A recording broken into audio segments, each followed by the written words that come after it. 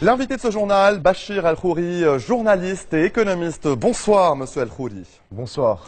Alors, on l'a vu aujourd'hui, ces images d'Égypte, la violence continue, 3 ans après le début de la révolution, la chute de Moubarak. Quel bilan économique, justement, pour cette Égypte toujours secouée? Écoutez, le bilan économique est certainement pas positif. La croissance en Égypte aujourd'hui, elle tourne autour de 2% contre 5% en 2010.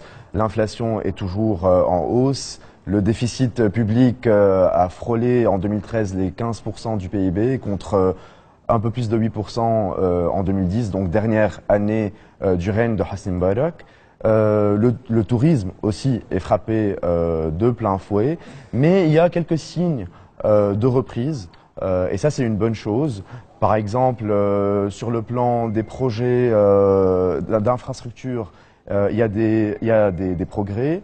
Vous avez aussi des lueurs d'espoir concernant le marché financier. La bourse a repris des couleurs.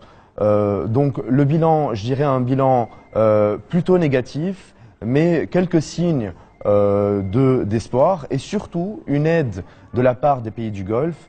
Alors, 4 pays du Golfe ont promis 16 milliards de dollars à l'Égypte.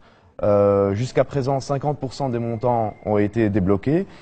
Et c'est surtout cette aide-là qui provient du Golfe qui permet aujourd'hui au pays de tenir debout. L'autre temps fort de l'actualité économique de la semaine, c'est bien sûr le rendez-vous annuel à Davos, le Forum économique mondial, pour sa 44e édition. Quels étaient les principaux thèmes abordés justement lors de ce forum? Alors les 3 principaux thèmes de cette rencontre, c'était d'abord la reprise sur le plan mondial. Il y a de plus en plus d'optimisme concernant une reprise aussi bien aux États-Unis qu'en Europe.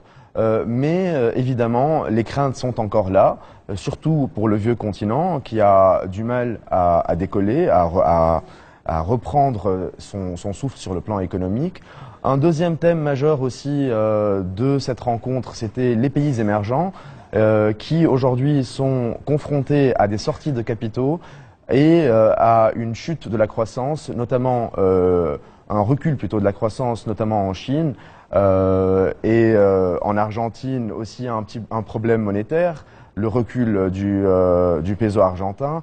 Donc c'était le deuxième thème principal de cette rencontre, les pays émergents, quel avenir, comment vont-ils surmonter ces difficultés actuelles et surtout avec en toile de fond la politique monétaire américaine et le resserrement monétaire qui risque d'affecter encore plus ces pays. Enfin, le troisième thème, tout aussi important, évoqué peut-être pour la première fois à Davos cette année, c'est les inégalités dans le monde. Vous savez que cette rencontre est une rencontre généralement considérée comme ultralibérale, donc oui. Parler d'inégalités n'était pas justement, qu'en est-il de la reprise et des inégalités, 2 thèmes phares également évoqués justement lors de ce forum?